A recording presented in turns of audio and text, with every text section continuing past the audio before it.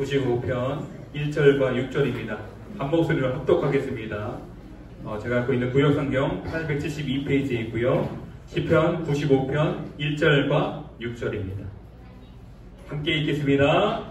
오라, 우리가 여호와께 노래하며 우리의 구원의 반석을 향하여 즐거이 외치자. 오라, 우리가 굽혀 경배하며 우리를 지키신 여호와 앞에 무릎을 꿇자. 아멘. 아멘.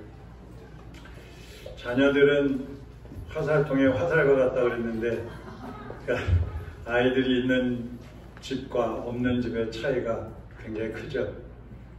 아이들이 아주 대단한 재산입니다. 넌센스 문제를 하나 내겠습니다. 시험 들지 마세요. 유머니까. 며느리들이 부러워하는 성경의 여인은 누굴까요? 성경에 나오는 여인들 중에서 며느리들이 부러워하는 여자.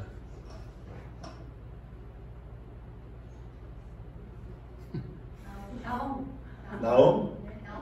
나오미? 왜요? 며느리들이 부러워하는. 부러워.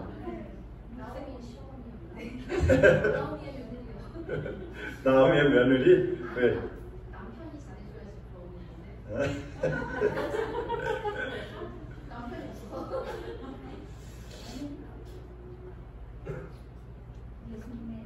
모르겠어요? 시어머니하고 관계 있어요. 시어머니 여러분, 시험 들지 마십시오.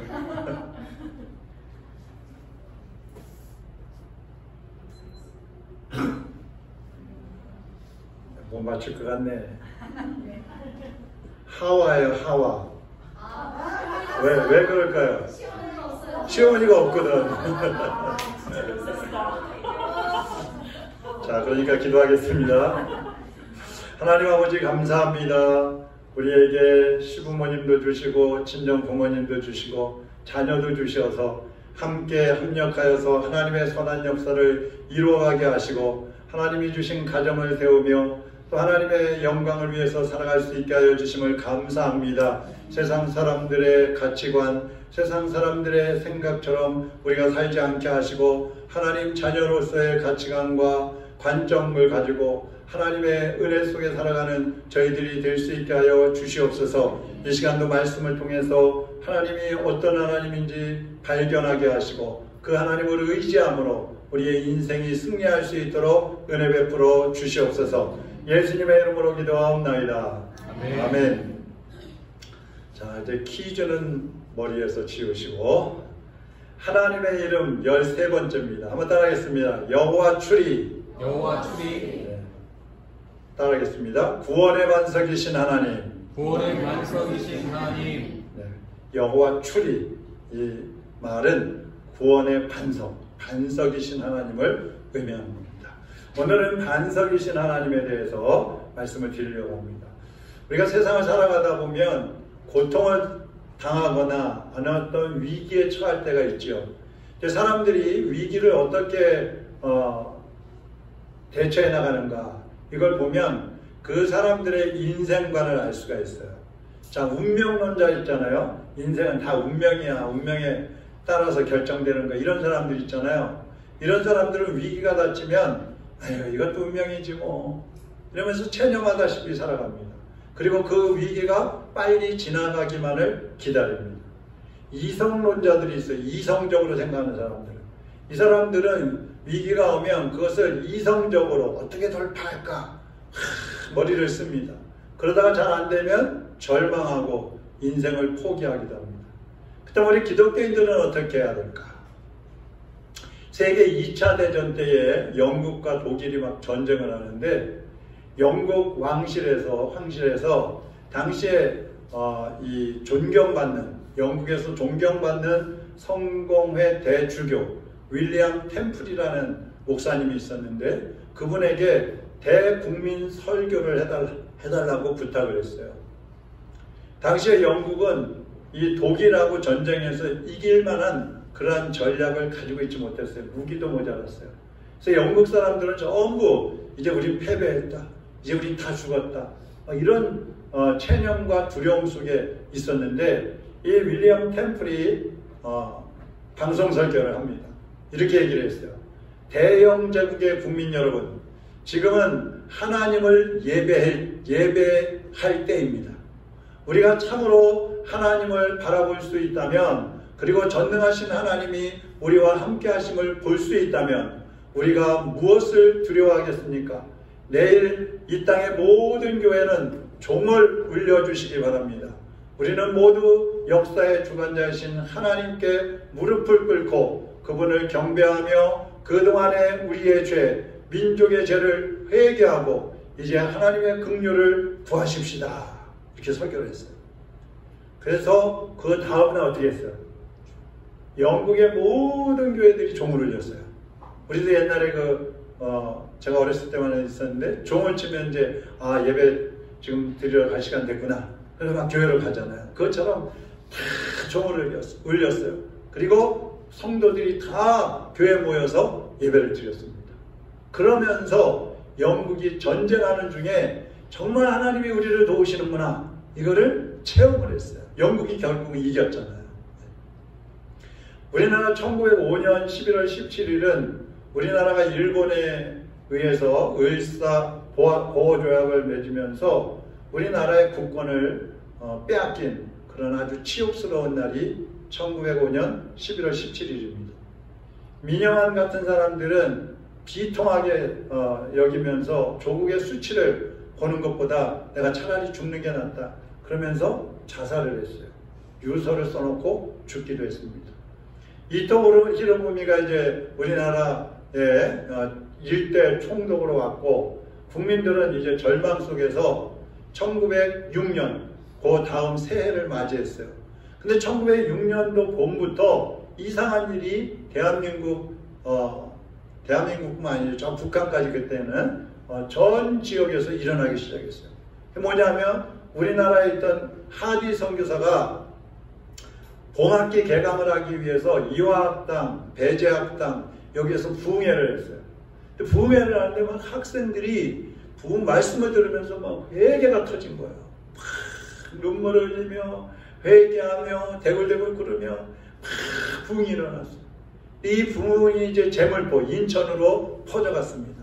그리고 다시 서울로 와갖고 연동교회, 상동교회, 정동교회, 자경교회 막 이런 데로 부흥이 막 퍼져나가기 시작했어요. 이때 부흥의 공통 현상이 뭐냐 하면 교회마다, 부흥회를 시작하는 교회마다 회개와 자복의 현상이 막 일어나는 거예요. 총신대학교 박용규 교수가 이제 평양 대부흥운동 이런 책을 썼는데, 거기에 보면 1906년 2월에 이제 서울의 자격교회에서 신년 대부흥회를 열었는데 남자들을 위한 부흥회였어요. 근데 이 부흥회를 하는데 한 사람이 일어나더니 나는 술꾼이었습니다. 나는 노름꾼이었습니다. 나는 사기꾼입니다. 그러면서 막 눈물을 흘리는 거예요. 그러니까 거기에 모였던 성도들이 전부 막 회개하면서 하나님 나는 외식장입니다. 하나님 나는 거짓말장입니다. 막 회개를 하면서 부흥이 일어나는 거예요.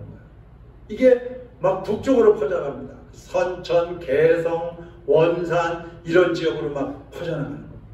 그러면서 그해 8월 5일 1906년 8월 5일에서 12일까지 원산 지방에서 이제 부흥회를 하는 거예요. 하운셀이라는 감리교 선교사님하고 페닉 우리 침례교 선교사님하고 두 분이 이 부흥회를 인도하는데, 이 선교사들이 먼저 또 하나님 앞에 회개를 하기 시작했어요. 하나님, 우리가 주의 종으로서 하나님의 사람들을 제대로 지도하지 못하고 우리가 본이 되지 못했습니다. 회개를 하니까 또 참석했던 모든 성도들이 거기서 회개하기 시작하는 겁니다.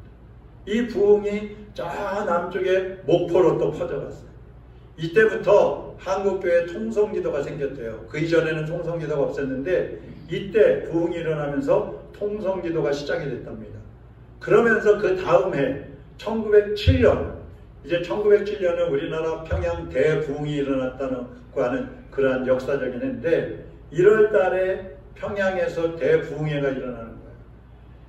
1월 2일부터 2주간 동안 평양 장대현 교회에서 이제 겨울 부흥회를 하는 거야. 처음엔 한 1000명이 모였는데 날짜가 지나가면서 2000명까지 모였어요. 그런데 14일째 되는 날 1월 14일 저녁 집회에서 성령님이 강하게 임하셔가지고 거기에 모였던 모든 사람들이 막 회개하면서 부흥이 일어났고 그 부흥이 전국으로 퍼져가는 겁니다. 근데 이 백낙준 박사가 이 부흥운동을 이렇게 얘기를 했어요. 이것은 장차 한국 민족을 당신의 백성으로 삼으시려는 하나님의 놀라운 섭리이자 그리스도인이 직면해야 할 더 큰 시련의 때를 예비하려는 깊으신 뜻이 있었기 때문이다. 더 큰 시련, 그리스도인이 맞닥뜨려야 될 더 큰 시련을 예비하기 위한 부흥이라는 거예요. 이 더 큰 시련이라는 게 바로 일제 식민지화 돼버리는 겁니다. 그 후에 1907년에 이런 부흥이 일어났으니까 그 후에 이제 우리나라가 일제 식민지가 돼버리잖아요. 그러니까 하나님은 닥쳐올 민족의 그 위기를 극복할 수 있도록 하나님이 먼저 준비시켜 주셨는데 그 준비가 뭐냐면 영적 부흥이라는 거예요. 지금 우리나라도 마찬가지입니다. 여러분 우리나라가 예배가 회복돼야 되고 부흥이 일어나야 될 때가 지금인 거예요. 유럽의 교회들이요 수만 개씩 있지만 그 교회들이 다 문 닫고 있고요. 교회가 전부 뭐 술집, 극장, 뭐 공연장 이런 데로 다 팔려가고 있고 심지어 이단들한테 팔려가고 있고 아니면 문을 닫고 있고 성도들이 모이는데 30명, 40명 교회들이 다 문 닫아가고 있어요. 우리나라도 큰 교회들은 켜지만 작은 교회들은 어려움에 직면해 있어요. 큰 교회들도 정말 하나님의 뜻에 합당하게 지금 가고 있는지 돌아봐야 될 때이고요. 앞으로 우리 나라도 유럽이나 미국도 마찬가지인데요. 미국 교회나 이런 데처럼 점점 약해질 수 있다는 겁니다. 여러분은 위기가 닥치면 먼저 뭘 하십니까? 어려움이 왔다, 고난이 왔다 그럼 제일 먼저 여러분 뭘 하세요? 한번 따라하겠습니다. 예배드리자. 예배를 드려야 돼요. 그래서 영적으로 부흥을 일으켜야 돼요. 이게 안 되면 아무리 수단과 방법을 다 써도 우리가 그 위기, 그 고난에서 이겨낼 수가 없다는 것입니다. 혹시 고난이 오면 실망해갖고 주저앉아 있지 않습니까? 예배드리거나 기도하는 것보다 다른 방법을 막 찾고 있지 않습니까? 그것은 지금 방향이 틀어져 있는 거예요. 시편 기자는요 오늘 말씀을 보면 이스라엘 백성들에게 위기가 왔을 때 그들을 예배의 자리로 초청을 하고 있어요. 1절 보세요. 1절에 오라 우리가 여호와께 노래하자. 오라 오라 오라. 6절에도 오라 우리가 굽혀 경배하며 우리를 지으신 여호와 하나님 앞에 무릎을 꿇자. 오라 그래. 위기가 닥쳤을 때 우리가 할 수 있는 일은 예배라는 거예요. 다른 게 아니라 예배라는 거예요. 또 이 시편 기자는요 위기 때문에 예배를 드려야 하는 이유를 두 가지를 크게 얘기하는데 첫 번째는 하나님은 우리를 만드신 분이기 때문에 예배해야 된다는 거예요. 왜 우리가 하나님 앞에 예배해야 되느냐? 자 6절 다시 한번 읽어봅니다. 시작. 오라 우리가 굽혀 경배하며 우리를 지으신 여호와 앞에 무릎을 꿇자. 우리를 지으신 여호와 앞에 우리를 창조하신 하나님 앞에 7절에서는 피조물 가운데에서도 인생에게 특별한 관심을 가지시고 우리를 보호하신다고 했어요. 7절 보겠습니다. 그는 우리의 하나님이시요 우리는 그가 기르시는 백성이며 그의 손에 돌보시는 양이기 때문이라. 너희가 오늘 그의 음성을 듣거든. 하나님만이 우리를 양육하시고 하나님만이 우리를 보호하시는 목자이시기 때문에 우리는 그 하나님을 바라보고 그 하나님께 순종을 해야 된다는 거예요. 목자는 어때요? 양을 푸른 초장 맑은 시냇물가로 인도해서 먹이시고 마시게 하시고 쉬게 하십니다. 양들이 어두운 골짜기를 갈 때에는 목자가 방향을 가르쳐줘요. 갈 길을 가르쳐줍니다. 두려워하는 양들과 함께 하시면서 지팡이와 막대기로 보호해 주신다고 그랬어요. 자, 문제는 뭐예요? 문제는 목자는 옆에 계시는데 양들이 목자의 음성을 듣지 않는 거예요. 목자에게 순종하지 않는 거예요. 그 양들 중에도 말 안 듣는 양들이 있단 말이죠. 그래서 목자가 다 같이 몰고 가는데 한 놈은 삐져나가가지고 다 지멋대로 맛있는 풀 찾아다닌다고 여기저기 돌아다니다가 웅덩이에 빠져가지고 맹맹하고 있어요. 그럼 목자가 가서 또 지팡이로 끌어내가지고 또 데려간단 말이죠. 또 어떤 놈은 또 혼자 지쳐져가지고 먹을 것에 한눈 팔려가지고 풀 뜯고 있다가 늑대한테 잡아먹히기도 하고. 그러니까 우리는 항상 창조주 하나님 앞에 나와서 예배하고 그 하나님의 말씀에 순종해야 하는 것입니다. 이 예배의 목적은 순종이에요. 여러분이 오늘 와서 예배 드리는데 왜 예배 드리나? 왜 예배를 드리고 있는가? 시간이 되었으니까, 주일이니까, 예배 안 드리면 찝찝하니까, 예배를 드리고 나야 뭔가 한 것 같으니까. 그거 아닙니다. 하나님 앞에 나와서 예배 드리면 은혜를 받기 위해서 나오는 것이기도 하지만 하나님께 예배는 드리는 거예요. 드리는 거예요. 나를 드리는 거예요. 그 말이 뭐예요? 주님 뜻에 순종하겠습니다. 나를 드렸으면 주님이 말씀하시는 대로 순종을 해야 되잖아요.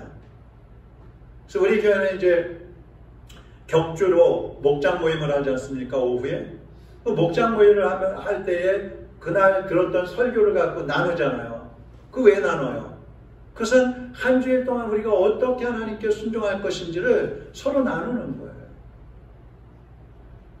본문에 우리가 읽지 않았습니다만 11절 한번 보시죠. 11절 그러므로 내가 노하여 맹세하기를 그들은 내 안식에 들어오지 못하리라 하였도다.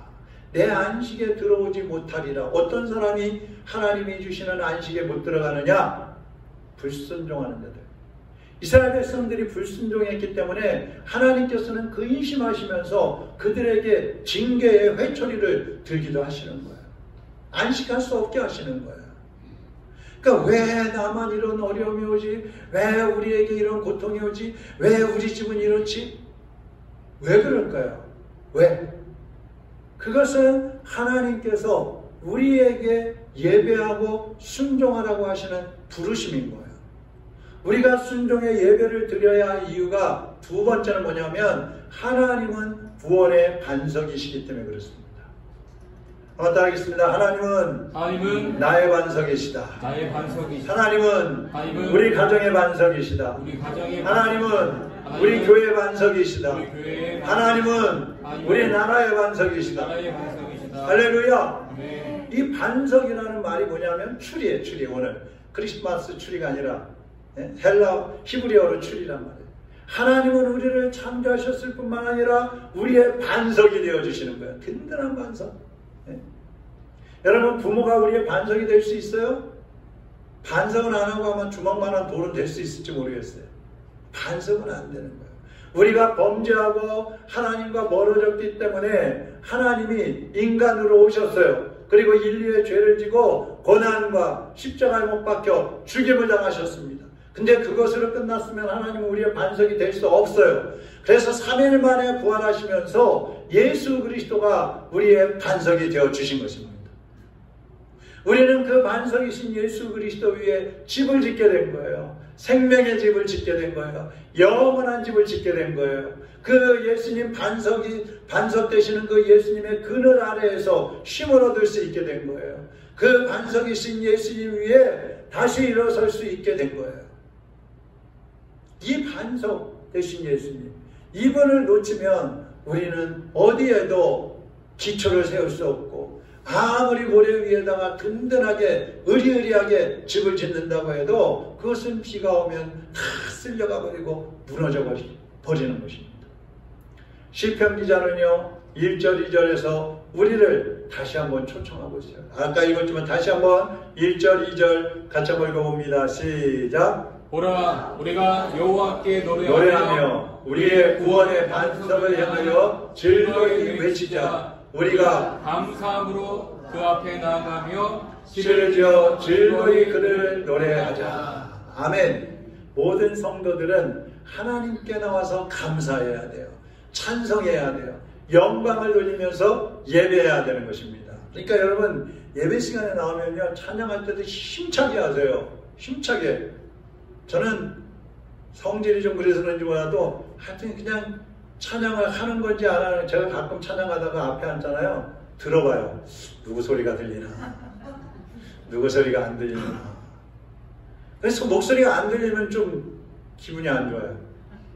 근데 목소리가 다 같이 크게 들리면 기분 좋아요. 하나님도 마찬가지실 거예요. 그 말씀을 읽을 때도 제가 항상 얘기하잖아요. 목에다 힘주고 톤 하나 높여서 그렇게 하고 성경을 읽으라고 그랬잖아요. 예? 할머니 할아버지들처럼 기운 다 빠진 사람처럼 그렇게 읽지 마요. 그러니까 우리는 이제 더 이상 방황하지 않아도 되는 것입니다. 흔들릴 필요가 없는 것입니다. 왜요? 하나님이 예수 그리스도가 우리의 반석이시기 때문에 그런 거예요. 할렐루야. 네. 여러분 고난이 오고 힘들면은요 낙심하고 실망하지 마시고요 예수님께로 나오세요. 그리고 예수님의 품에 푹 안기세요. 예? 그 그늘 아래서 쉼을 얻으세요. 제가 지난 금요일날 짧지만 설교하면서 그런 얘기했어요. 기도는 한번 따라합니다. 기도는 쉼이다. 기도는 휴식이다. 또 기도는 훈련이다. 여러분 기도는요 쉼이에요. 쉼. 하나님 앞에 와서 다 내려놓고요 그냥 누워서 쉬는 거예요. 네? 쉬는 거예요. 그러니까 저도 어떤 때는요 너무 힘들면은요 강단에 올라가서 기도하는데 그냥 가만히 앉아 있어요. 가만히. 그래도 너무 좋아요. 세상의 소리들, 세상의 것들, 염려와 근심들 다 내려놓고 예수님 품 안에 가서 주님 가만히 있어요. 그러면 주님이 그래 내가 다 알아.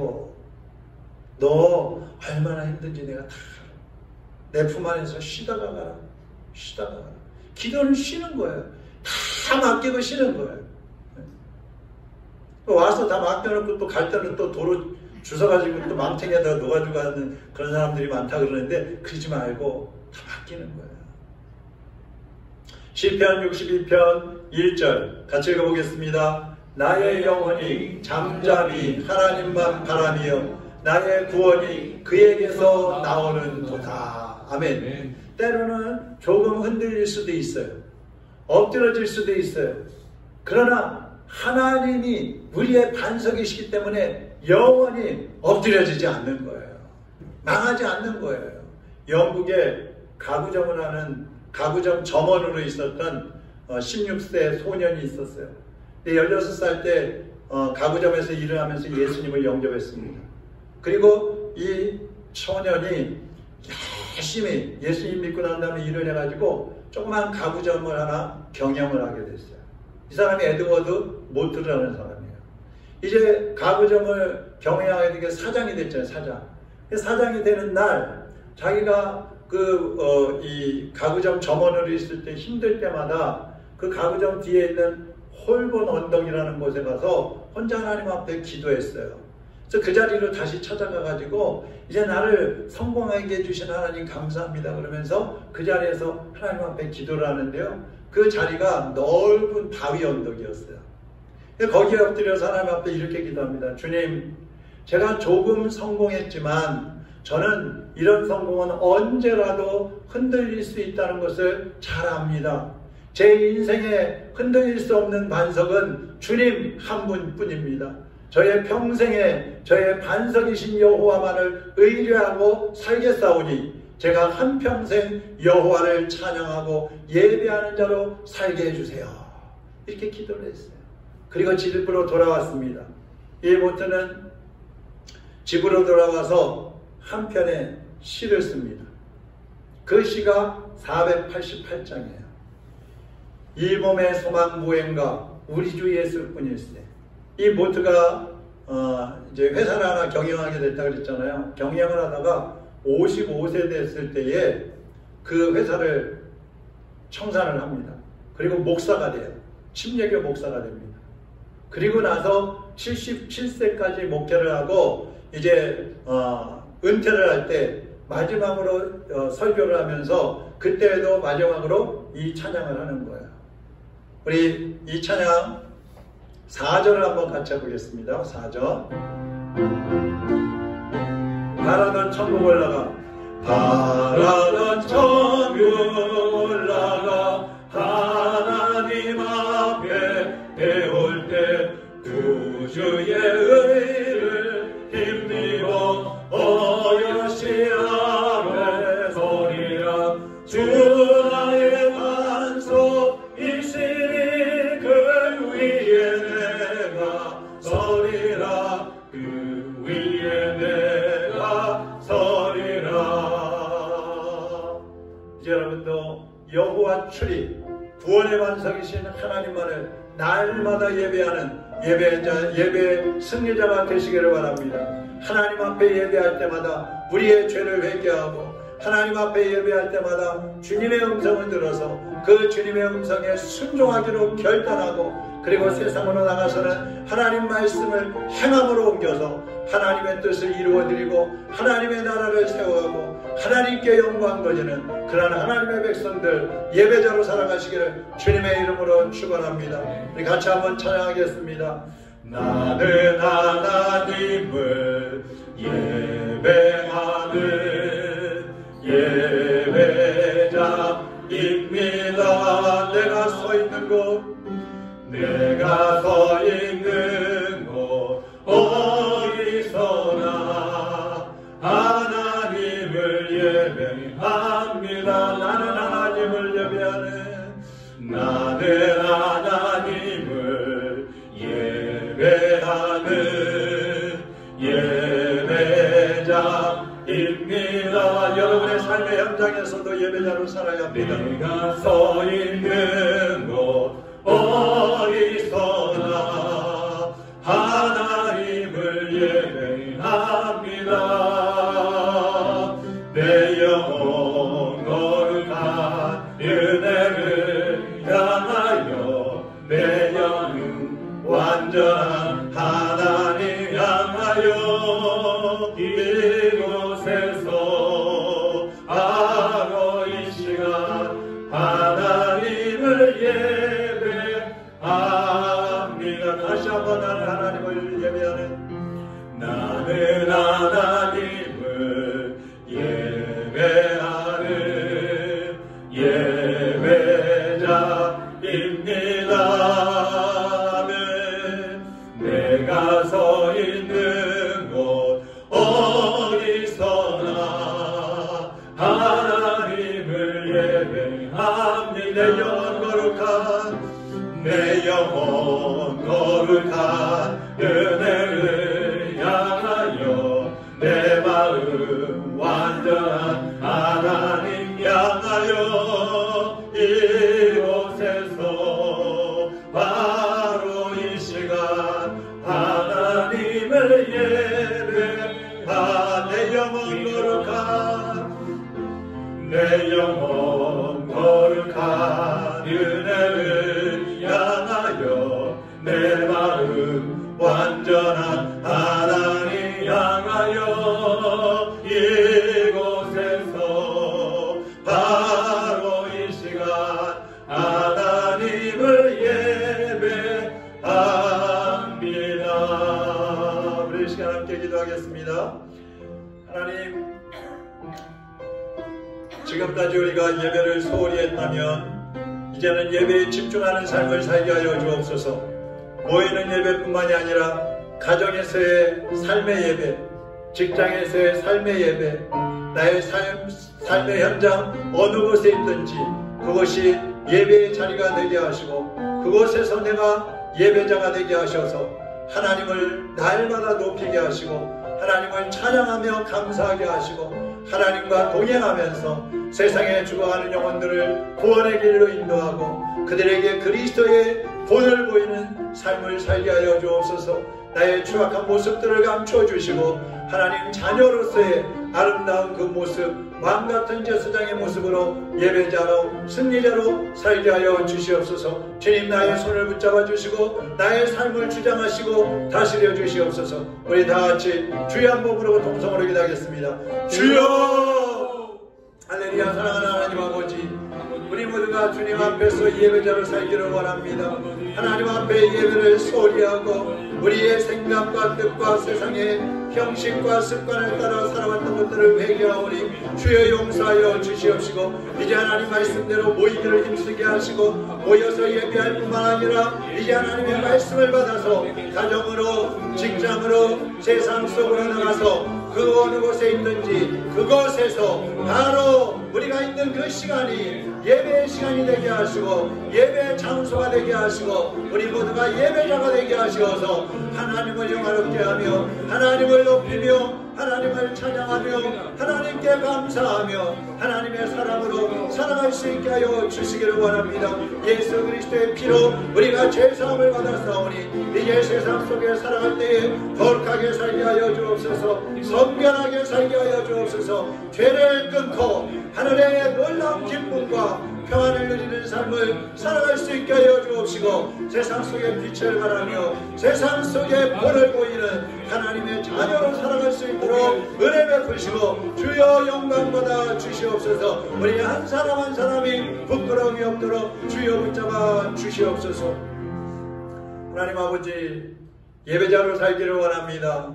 우리의 삶을 하나님 앞에 온전히 드려서 주님이 마음껏 우리를 사용하시도록 우리를 인도해 가시도록 주님께 맡기고 살아가는 예배자로 살게 하여 주시옵소서. 우리 말이 예배가 되게 하시고 우리의 행동이 예배가 되게 하시고 우리의 찬양과 우리의 생각까지도 예배자로서의 삶이 될 수 있도록 인도하여 주시옵소서. 한 주간 동안 살아갈 때에 세상 속에서 부끄럽지 않게 살게 하시고 세상의 빛으로 소금으로 살게 하여 주옵소서. 어두운 세상 낙심하고 절망하고 있고 힘들어하고 있는 수많은 영혼들에게 소망을 주고 위로를 주고 평안을 심어주는 하나님의 자녀들로 살아갈 수 있게 하여 주시옵소서. 이제는 우리 주 예수 그리스도의 은혜와 하나님 아버지의 극진하신 사랑하심과 성령님의 감화감동 위로 충만하심이 예배자로 살기로 결단하고 돌아가는 하나님의 자녀들 머리머리 위에 저들의 가정에 이제로부터 영원토록 함께 있을지어다. 아멘.